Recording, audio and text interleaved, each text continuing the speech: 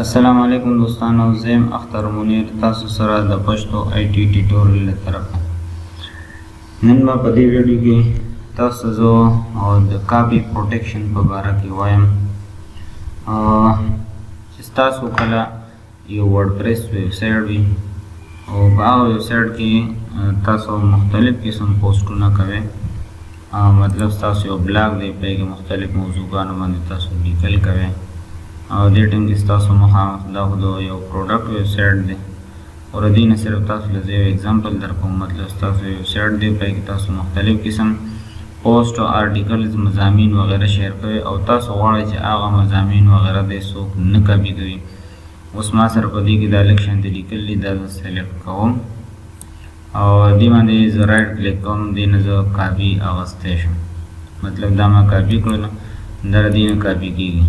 نو تاسو وایئ چې مطلب هغه لیکل زموږ چې کوم یا زموږ کوم پوسټ بلاګ وغیرہ چې کوم وي آرټیکل وغیرہ نه هغه دې څوک نه کاپي کوي، هغه دې نه کاپي کیږي. نو د هغې د پروټیکټ کولو لپاره موږ نن یو طریقه اختیاروو، نو هغه به تاسو ته زه ښایم په دې ویډیو کې. نو راځئ چې سټارټ واخلو.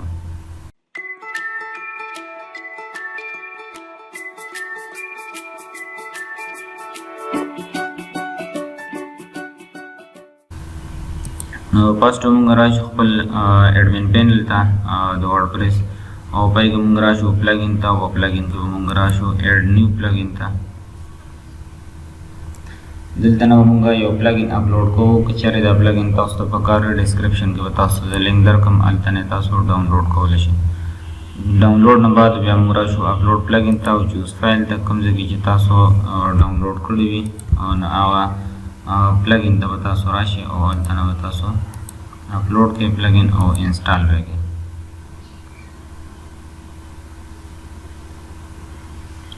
انسټالیشن نه بعد موږ پلګین خپل اکټیویټ کړو.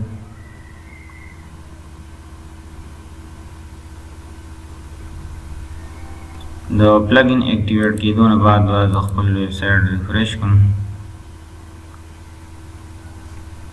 او اوس به چې دی نو زه چیک کوم لیکلو ته به زه راشم. نو تاسو اوس ګورئ لیکل چې کوم دی نو سلیکټ کېږي هم نه او لیکلو باندې رائټ کلیک دا زه کوم نو رائټ کلیک په دې باندې کار هم نه کوي.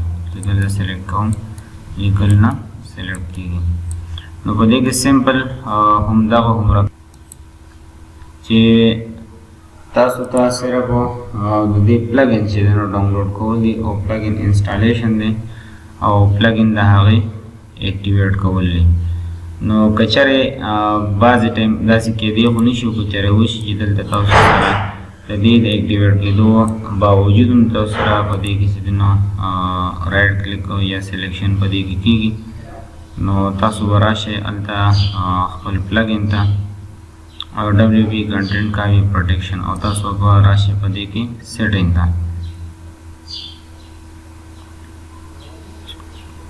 نو په سیټینګ کې به تاسو وینئ پوسټ پروټیکشن او ہوم پیج پروټیکشن او سټیټسټیک پیج پروټیکشن. نو دا به تاسو وینئ دا درې واړه چې دی نو انیبل دي. که چېرې په دې کې تاسو سره یو ډسیبل وي نو هغه به تاسو دلته نه انیبل کړئ او سیو سیټینګ باندې به تاسو کلیک کړئ، نو تاسو سره به اټومیټک دا سیټینګ اپلای شي. دا چونکې په دې پلګین کې دا درې واړه بای ډیفالټ انیبل وي، که چېرې بیا هم تاسو سره داسې وشي نو تاسو د دې ځای نه درې واړه انیبل کولی شئ. امید لرم چې ستاسو دا ویډیو خوښه شوې وي. ویډیو لایک کړئ، که ذهن کې بیا هم څه سوال وي کمنټ کې تپوس کولی شئ. ویډیو د خپلو دوستانو سره واټساپ فیسبوک باندې شیر کړئ. ښه د باد او خوشحاله اوسئ. د الله په